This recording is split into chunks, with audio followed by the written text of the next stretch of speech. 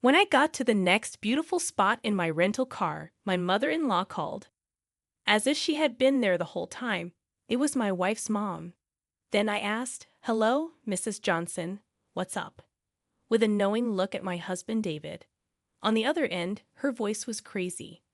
"Leave David alone right now. Get your clothes in a bag and go to the bus stop by the rocks.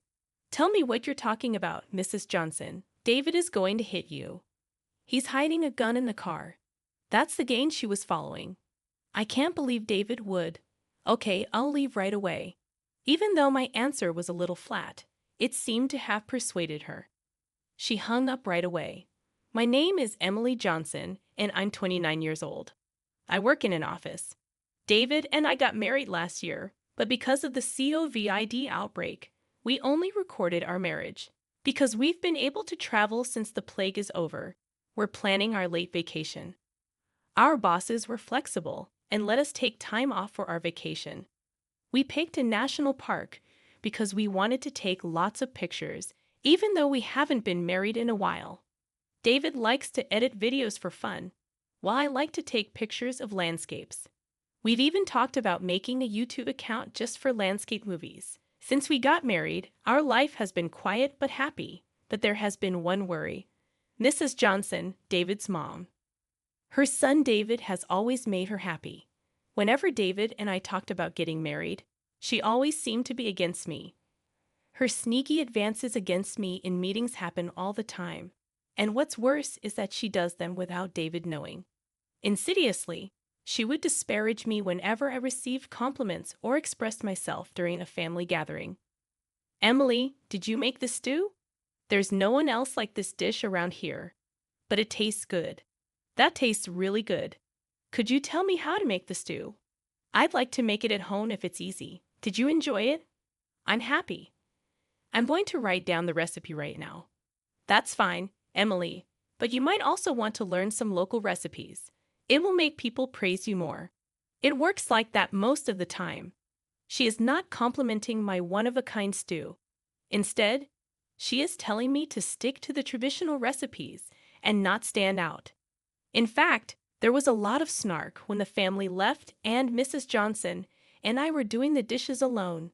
A frightening woman who was always striving to stand out by preparing such a salty stew and intended to give our family hypertension or something. I took a bite. "Was it too salty for you? Next time, I'll use less salt." "I no longer even want to eat your salty stew. Next time, do something more traditional." But when David comes around, she acts much differently. Uncle John told Emily, "Thanks for the stew recipe. Your dish seemed to be a hit with everyone." "Really then? That's wonderful. What do you want to eat tomorrow?" "David, Emily, and I are going to make it together." She would smile and smile her way into our talk. To change the subject, it's so obvious that it's hard to be mad about it. After that, it became kind of a joke for us. The funny part is that David already knows about her double-dealing and sly jabs. I'm always in trouble with Mrs. Johnson when her son isn't around because she thinks he doesn't see. But David, my husband, already knows her and even films or records her in secret when things get too bad. David has never liked how his mother's love is too much, which is really just too much meddling. It seems to have even crushed his hopes for the future. So when we got married, David, not me, said we couldn't live together. Even though it was a happy event, Mrs. Johnson seems to believe that I was the one who lied to him. She can't see anything around her because she loves her son too much. I'm afraid she'll do something stupid soon. Another thing is that we finally chose the details for our late trip. With our interests in mind, we chose a trip through some of the country's most beautiful spots. I'm happily getting cameras and other tools ready. David is also getting a smartphone to record movies that doesn't have a SIM card. That's why we packed a bag with clothes and toiletries. On this trip, we'll be able to see mountains and drops. I want to take beautiful pictures, so we need to check the weather forecast too. That's right. Misty and beautiful landscapes are hard to describe, but I really hope it's sunny today. As we continued to get ready, we laughed together. But Mrs. Johnson still gets in the way, even now. That was a call. Like I said, it's Mrs. Johnson. Hello, I said when I picked up the phone in front of David. I quickly put it on speakers. Hi, Kate, Emily. Are you really going to go on the trip with David? You've been married for more than a year, and now you're taking a honeymoon? What do you think?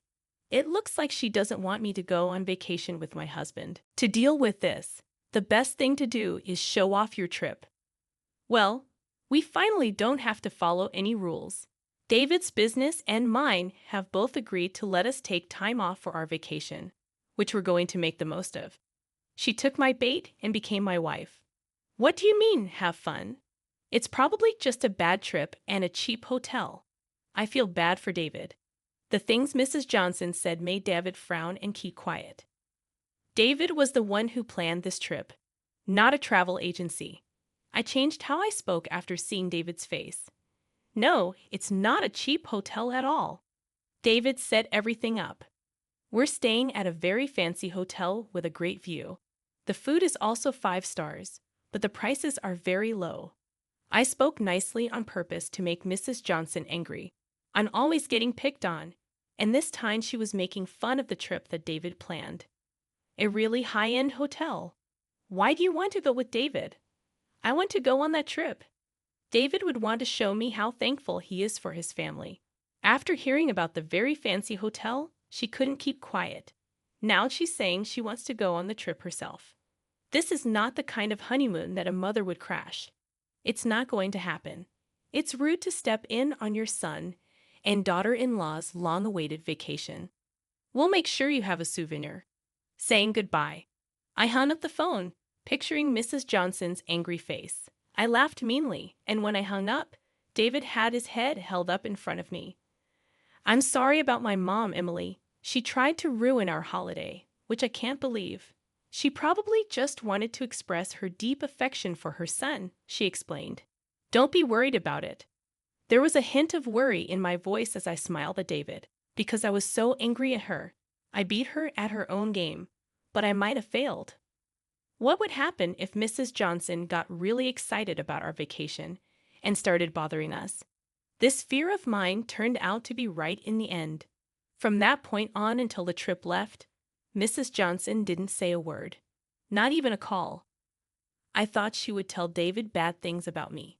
That also didn't happen. Even though her quiet scared me, we went on our getaway as planned. David's choice of beautiful places worked out perfectly, and I was happy with the whole thing. It was the best in every way. The view, the services, the food, everything. That's why I told Mrs. Johnson how great it was. We even asked the hotel staff to take a shot of us having dinner together. David, I'm so full. Thank you so much for setting this all up, I said as I fell asleep on the hotel bed. It felt so soft and cozy on the bed. David, my husband, was very happy to see me rolling around in bed. He said, I'm glad you like it. Let's go to the spa after you've had a chance to rest. I'll look at the pictures and movies we took today while we wait. The health spa. What a wonderful place. David suddenly raised his voice. He had been opening his laptop and watching me enjoy the soft bed. I finally asked, what's going on here? When I heard something strange in David's voice, I got out of bed and looked at his computer. Our plan for today was to rent a car and get around. We parked the rental car and took pictures and movies at every beautiful place we went. In some places, you could see the rental car in the background. That wasn't a problem in and of itself, but there were times when a strange person, who looked like a small woman, was hanging out near the rental car. Even though we couldn't see her face, we thought the strange person was a small woman. The suspect was opening the car door every once in a while. Oh, look at this. Because we were only there for a short time, we didn't lock the car, David said in a low voice through the screen. I knew what kind of hat the suspicious person was wearing. Hey, this hat. Doesn't Mrs. Johnson have one like this? When I said, yes, Mrs. Johnson has a similar hat, David's face went pale. That's correct. This is my mom's hat. David and I looked at the computer screen with wide eyes. The person who seemed sketchy was putting something black into the rental car. They looked like Mrs. Johnson. She looked like she was taking something out of the trip bag that she had left in the rental car. Then, after some time, the strange person left without taking anything. Something was put in the bag for the trip. I quickly threw it out. It had a strange weight to it. I didn't notice the change in weight because the bellman carried it for us when we got to the hotel. It was a bag with clothes and toiletries in it, but nothing important. It looked like nothing was stolen. After that, a strange thing came out of the bottom of the bag. What came out shocked David and me. What is this? You're kidding me. We were both very tired when we left the hotel the next morning. Because of the amazing thing that came out of the bag the day before, we were very busy. The phone almost always rang at the exact moment we got to the next beautiful spot in the rental car. It came from Mrs. Johnson. David was on the phone, so I told him to pick up. Hello, Mrs. Johnson, what's going on? The person on the other end of the phone from Mrs. Johnson sounded very upset. Get away from my kid right now. Get the bag with extra clothes in it and go to the Cape's bus stop. How does she know there's a bus stop close to the Cape where we're on vacation? What about our luggage? How does she know about things like the bag with the extra clothes? She called at just the right time, so I think she's probably hiding and watching somewhere. There were a lot of confusing parts of the call, so I asked Mrs. Johnson for a reason. Tell me what you're talking about, Mrs. Johnson. David is getting ready to attack you? He has a gun hidden in the car. Oh, I see. That's the case. I pretended to follow Mrs. Johnson's lead. Even though I already knew everything, it's not possible. David is hitting me. Okay, I get it. I'm leaving now. Even though my answer was a little stiff, I think I was able to trick Mrs. Johnson. Mrs. Johnson hung up right away. I waved to David, who was driving, and then took the bag and went to the bus stop. I didn't forget to act scared, of course. After that, I called the cops. After about 5 minutes, I got to the Cape's bus stop, where an investigator in an unmarked police car met me. Well, yesterday's prediction came true. The agent looked upset and said, I never thought you'd really call it in. I'm truly sorry that I took part in this joke. Please come with me. I think David should have caught Mrs. Johnson by now. As I drove back to the rental car, the investigator followed me in his plainclothes car. Yes, I could hear Mrs. Johnson's words from where we parked the rental car. Hey, David, how did you know where I was? It looked like Mrs. Johnson had no idea that her evil plan would be found out ahead of time. My husband found her hiding in the shade of a gazebo in the parking lot and caught her. Not right now. Today, I won't forgive you. Mrs. Johnson was scared by the way her husband looked like a demon. She was even more shocked when she saw me come back with the detective. As Mrs. Johnson had planned, I had a travel bag in my hand. The moment Mrs. Johnson saw it, she yelled, Officer, arrest that woman right away. There's a gun in that bag, she says. She wants to use it to kill my son.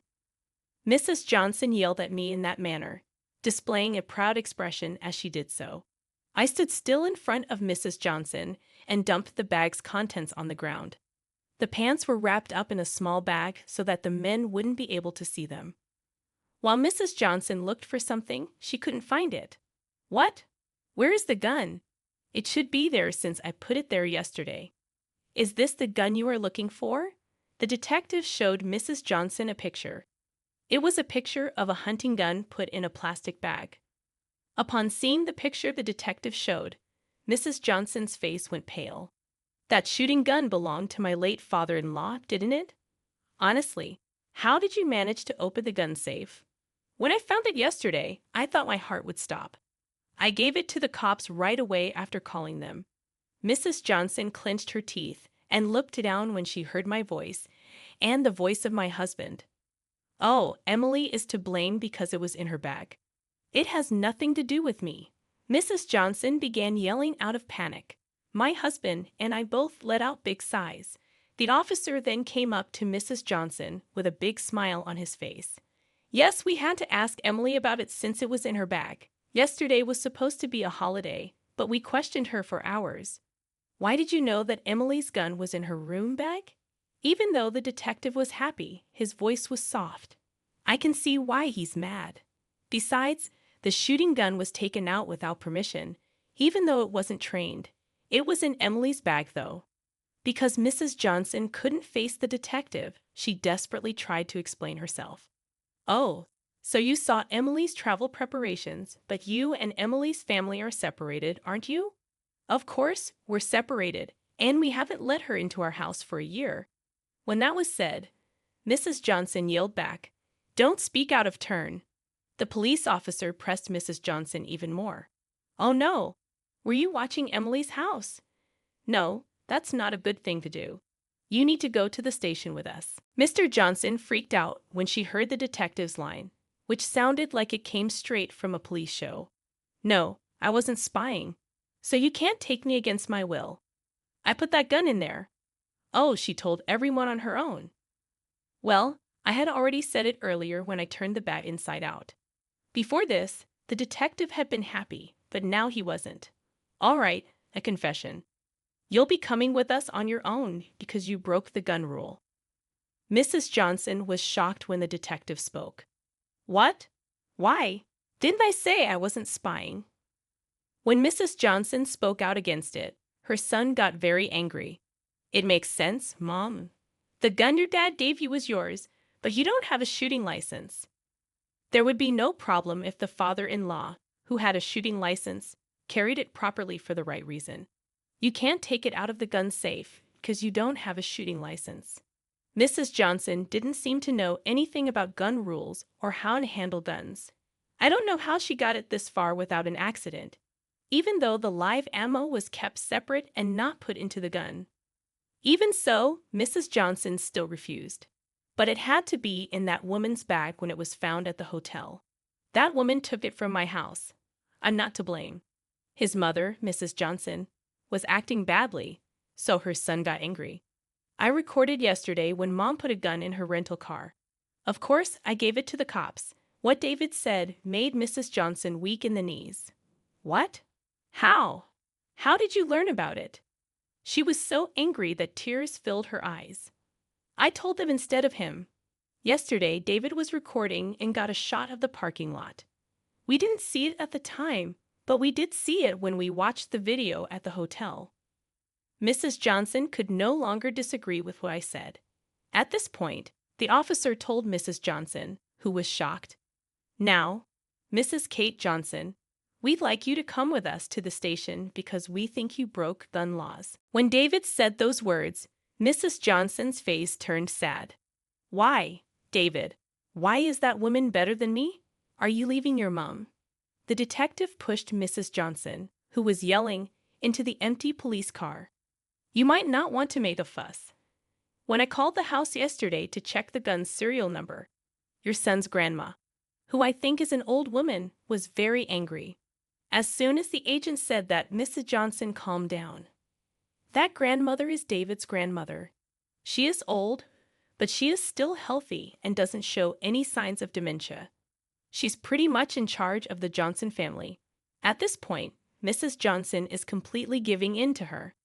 She's the head of the family, but she's not mean to other people. When I go to see my in-laws, she's always so happy to see me and calls me Emily dear. She is nice, but Mrs. Johnson has to do her jobs the right way. Her own room and bathroom were taken care of by her. What made her so mad must have been pretty tough, I said under my breath. The detective told me, "It looks like your husband's grandmother has been keeping the shooting gun as a keepsake since your father-in-law died. But the other day, the box with the memory in it was broken into. When they found out that, it caused the current fuss. Her anger was unbearable." I see. To get the key, Mrs. Johnson must have searched her whole room. I told her it's easy to see how angry she would be that her son's keepsake was broken. After handing over the rifle at the station, I asked to take a picture of it for her so she could at least keep a photograph as a memento. I said, "My husband's grandmother was mean to Mrs. Johnson. She had cried and said sorry to me and David. A family member who went to pick her up said that she yelled at Mrs. Johnson in a way that could be heard all over the neighborhood for more than 30 minutes. Oh, your grandmother really does get that mad. That's why Mom always did what Grandma said. Now everyone in the neighborhood knows what Mom did wrong," I said. Yes, thanks to his grandma's lecture, the incident became widely known, and Mrs. Johnson could no longer walk the streets. When his grandmother found out that David had broken up with her, she got permission from the police station and the prosecutor's office to send Mrs. Johnson to a farm run by a relative in the Nebraska mountains, in an area that looks like a basin. She could come back, but it would take 3 hours to get here by car. She was working so hard on the farm that she couldn't possibly get away. After some time, it turned out that I was pregnant. The family, my husband, and his grandma were all very happy. His grandmother was already excited about having a great-grandchild and started to work on making her legs stronger. My husband and her are going to fight to see who can take the baby for walks in the pram. I hope she doesn't drop the great-grandchild while holding it. She has also begun to improve the strength of her upper body. It's nice to see her getting her mood back. She was really down because of Mrs. Johnson's fuss. My husband and I are getting all of the baby stuff together today. I'd like to live with your grandmother if it's possible. She's really excited about it, and it looks like she'll live a long time following the birth, taking care of the child with grandma. I told him, we'll figure it out some way. Well, if she lives longer, I'll be happy to. My husband said, I'll talk to grandma about it. I took out the camera. I rubbed my belly and said, when the baby is born, I'm going to take lots of pictures of the baby, my husband, his grandmother, and the rest of the family.